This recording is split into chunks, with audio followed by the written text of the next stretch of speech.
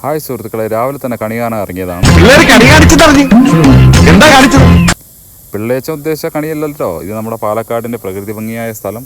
അപ്പോൾ ഞാനും അപ്പം കൂടി രാവിലെ ഒന്ന് കറങ്ങാൻ തീരുമാനിച്ചു. അവൻ്റെ സൈക്കിൾ എടുത്തിട്ട് വന്നു. അവന് സൈക്ലിങ്ങുമായി, എനിക്കൊരു എക്സസൈസുമായി. അപ്പോൾ ഞങ്ങൾ ശരിയെന്ന് പറഞ്ഞിട്ട് പോകുമ്പോഴേക്കും അവനൊരു കുഴിയിൽ പെട്ടു. അപ്പോൾ അച്ഛൻ ഒന്ന് ഹെൽപ്പ് ചെയ്യുമെന്ന് പറഞ്ഞു. ഞാൻ പറഞ്ഞു, നീ തന്നെ ഒന്ന് ട്രൈ ചെയ്ത് നോക്ക്. അപ്പം സൈക്കിൾ കയറുന്നില്ല എന്ന്. പൊങ്ങണില്ല ചേട്ടാ, പൊങ്ങണില്ല എന്നുള്ളത് ഇങ്ങനെ വിളിച്ചു പറയണ്ട. എല്ലാവരും കേട്ടാ എന്താ വിചാരിക്കുക?